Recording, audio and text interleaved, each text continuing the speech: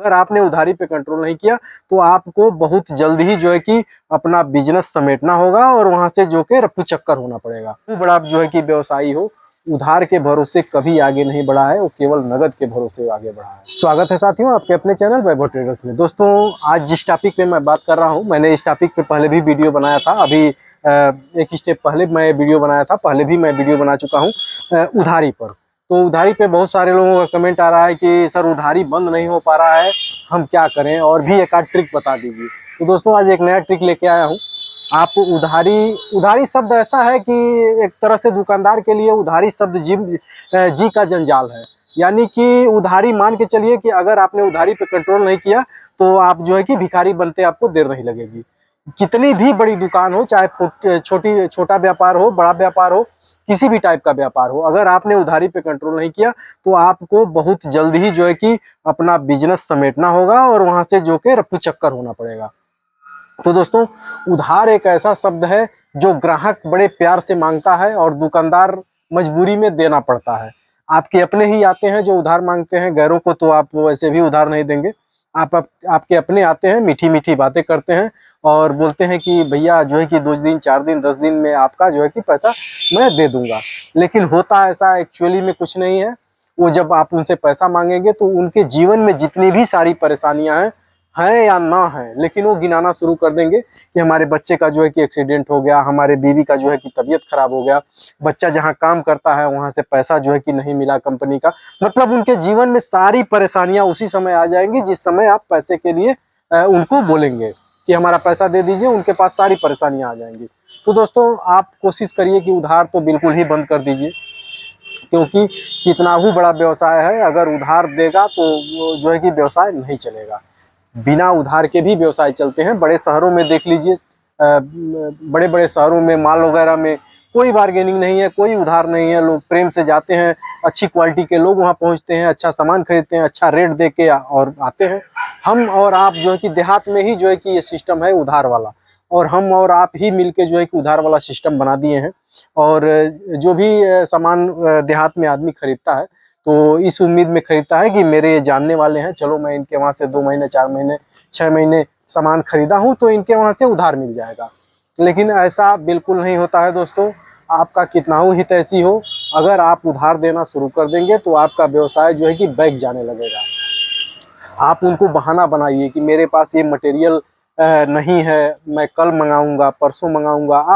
आपके पास जब कस्टमर आएगा तो खुद ही आप जान जाएंगे। अगर आप 2-3 साल 4 साल की आपकी दुकान हो गई है तो जब कस्टमर आपकी दुकान पे चढ़ेगा तो ही आप पहचान जाएंगे कि ये उधार खरीदने वाला है कि नगद खरीदने वाला है। कोशिश करके आप उधार ना ही दें, अपना हाथ जोड़ ले कि भैया हमारे पास जो है कि पूंजी कम है, हम जो है कि थोड़ा थोड़ा मटेरियल करके मंगाते हैं और बेच के फिर उसी पैसे का जो है कि मटेरियल मंगाते हैं और कुछ पैसा जो है कि अपने परिवार में खर्च करते हैं। अगर मैं आपको उधार दे दूंगा तो मैं फिर मटेरियल आगे नहीं मंगा पाऊंगा। ऐसा कुछ करके आप बहाना बनाएं। कोशिश करें कि उधार बिल्कुल जीरो कर दें, उधार देना बिल्कुल ही बंद कर दें। आप उसको खरीद रेट पे सामान दे दें, समझ में आता है। कम से कम आपको फ़ायदा नहीं मिलेगा तो आपका पैसा भी नहीं डूबेगा, आपका व्यवहार भी बन जाएगा। लेकिन अगर आप उसे उधार दे देंगे तो पैसा टाइम से आपको मिलेगा नहीं और आप सामान आगे मंगा नहीं पाएंगे। तो दोस्तों, ये उधारी वाला जो है कि सिस्टम बहुत ही मेरे समझ से तो बहुत ही बुरा सिस्टम है। वही कस्टमर जो आपके पास सामान खरीदने आता है, आपका हितैषी है या आपका संपर्की है, जैसा भी हो, आपके पास आता है तो वही सामान जो है कि उधार खरीदने की बात करता है, उधार आपसे मांगता है। लेकिन वही कस्टमर वही सामान जो है कि जाके कहीं दूसरे जगह पे खरीदता है, किसी बड़े शहर में खरीदता है तो नगद खरीदता भी है और बड़े शान से आता भी है। हालांकि वो जानता है कि सिटी में उधार नहीं लगेगा, दूसरी जगह पे उधार नहीं लगेगा, तो पहले से जो है कि अपना व्यवस्था करके ही जाता है। दोस्तों, उधारी उस चीज़ की होती है जैसे कि मान लीजिए इमरजेंसी में कोई चीज़ गड़बड़ हो गई। जैसे कि मान लीजिए इमरजेंसी में किसी का तबीयत खराब हो गया तो डॉक्टर के पास जा सकता है, बोल सकता है कि सर हमारे पास पैसे अभी है नहीं, अचानक से तबीयत खराब हो गया, मेरा जो है कि इलाज कर दीजिए, मैं 2 दिन में पैसा व्यवस्था करके दे दूंगा। ये समझ में आता है। अचानक वाली चीज़ है कि मान लीजिए किसी का बच्चा पढ़ रहा है, उसे जो है कि महंगी बुक लग गई कोई, उसके पास पैसा नहीं है तो वो जो है कि उधार जाके मांग रहा है तो सही है। लेकिन ऐसे ऐसे लोग उधार मांगने वाले हैं जो किराने की दुकान पे चले जाएंगे, चाय पत्ती उधार मांगेंगे। अरे भाई, तुम्हारे पास पैसा नहीं है तो 4 दिन चाय पीना बंद कर दो। चाय पत्ती खरीदने की क्या जरूरत है, चीनी खरीदने की क्या जरूरत है, चावल नमक रोटी जो तुम्हारे घर में है उसको खाओ, क्या जरूरत है जो है कि पकवान बनाने की। लेकिन वो मजबूर है, ग्राहक जानता है कि हमें उधार मिल जाएगा और खाना है तो मुझे देना थोड़ी है उनका, तो लेके बड़े मजे से खाएगा और कस्टमर का उधार भी नहीं देगा।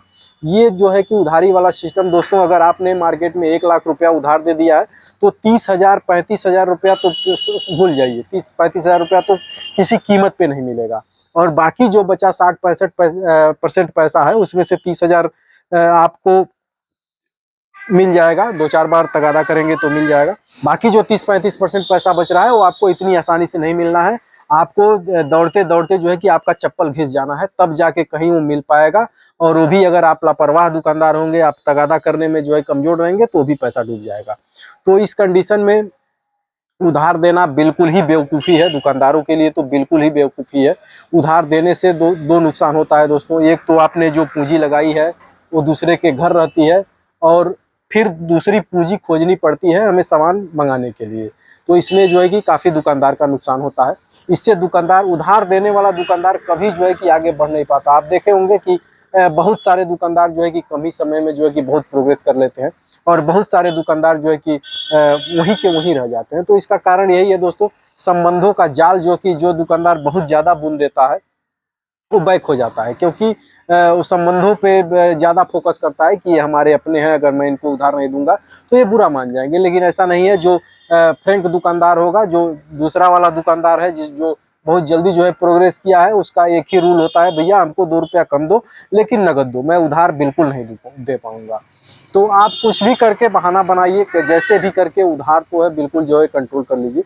अगर नहीं हो पा रहा है उधार, जैसे कि आज तक आपने जो भी उधार दिया उसको तो जैसे तैसे करके मैनेज करिए, लेकिन आगे से कोशिश करिए कि उधार देना बिल्कुल ही बंद कर दें, या फिर अगर उधार दे भी तो कुछ ना कुछ जो है कि सिक्योरिटी रख के ही दें।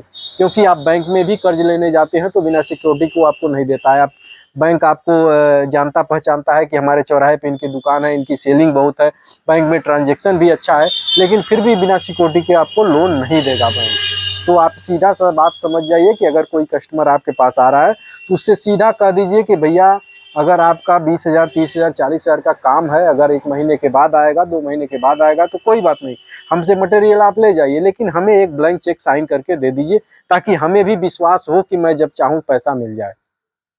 ब्लैंक चेक से दोस्तों आप लोगों को बहुत ही फायदा होने वाला है, क्योंकि कानूनी कार्रवाई ब्लैंक चेक पे बहुत जल्दी होती है।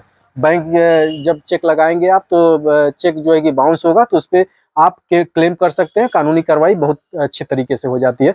तो इससे आप लोगों को ग्राहक से झगड़ा भी नहीं करना पड़ेगा और आपका जो है कि काम भी चल जाएगा। अगर चेक देने को कस्टमर तैयार है तो आप जितना चाहें मटेरियल आप उसे दे सकते हैं, या फिर स्टूडेंट है या फिर उसके पास चेक नहीं है तो आप उससे ये बोल सकते हैं कि थोड़ा बहुत अगर ले जा रहा है 2-4 हज़ार 5,000 का ले जा रहा है तो आप उससे ओरिजिनल डॉक्यूमेंट्स मंगवा लीजिए, आधार कार्ड हो गया इसको मंगवा लीजिए, पैन कार्ड हो गया इसको मंगवा लीजिए। इस तरह के डॉक्यूमेंट्स रखेंगे तो उसे लगेगा कि अगर मैं उसका उधार नहीं दूंगा तो हमारे साथ कुछ ना कुछ जो है कि गड़बड़ कर देगा। तो इस डर से भी वो जो है कस्टमर आपका पैसा दे देगा। और कोशिश करें कि इस तरह के चेक और आधार वाले पैसे पे भी आधार वाले सिस्टम पे भी जो है कि 1 महीने से ज़्यादा का जो है कि उधार ना दे। 1 महीने के बाद कस्टमर को आगाह कर दें, उसे समझा दें कि 1 महीने के आपकी जितनी अवधि है, 1 महीना 2 महीना आप जितने देर में देने को बोल रहे हैं, अगर उससे ज़्यादा आप टाइम लगाएंगे तो मैं जो है कि इसका ब्याज भी आपसे लूँगा। तो इस डर से जो है कि कस्टमर जो है कि बहुत पहले आपका पैसा दे देगा। नहीं तो आप सीधे बने रहेंगे तो कोई भी आएगा आपसे उधार लेके चला जाएगा और आपको वापस नहीं करेगा। कितनी भी बड़ी दुकान हो, कितनी भी बड़ी पूंजीपति हो, कितना ही बड़ा जो है कि व्यवसायी हो, उधार के भरोसे कभी आगे नहीं बढ़ा है, वो केवल नगद के भरोसे आगे बढ़ा।